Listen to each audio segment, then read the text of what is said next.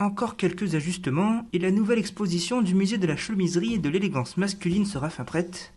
En hibernation forcée durant plusieurs mois, le site reprend vie depuis quelques jours en compagnie d'Hervé Robillard, artiste photographe.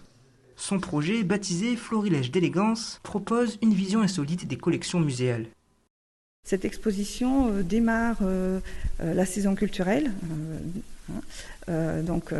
Avec le confinement, c'est vrai qu'on n'a pas pu proposer d'autres animations au public.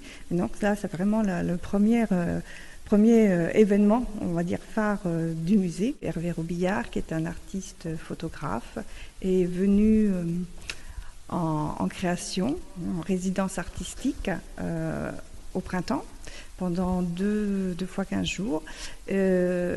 Et son travail va aboutir à des photographies noir et blanc sur les collections, sur une partie des collections qu'il a sélectionnées parmi les 12 000 objets de nos collections muséales. L'industrie de la chemise et du textile a fait la renommée d'Argenton à partir du 19e siècle. Sous l'objectif de l'artiste, une collection de vieux fers à repasser se transforme en stèle, les boutons de manchette en constellation d'étoiles, et le tissu des chemises anciennes se révèle à l'état brut.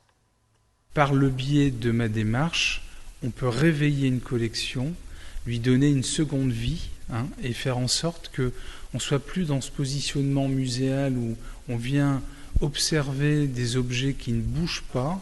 Et ma manière, en fait, c'est de leur donner une autre manière d'exister, une seconde vie où on sort de ces critères habituels de connaissances scientifiques, techniques, etc. J'ai voulu aussi rendre hommage à mon niveau aux chemisières et à toute cette entreprise de la chemiserie depuis des siècles.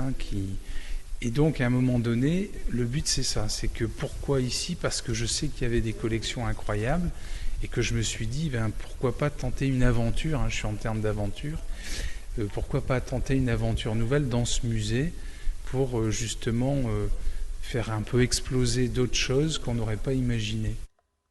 L'exposition ouvre aux visiteurs dès ce samedi. La vision du photographe et ses modèles d'origine sont à découvrir au dernier étage du musée jusqu'au 3 octobre.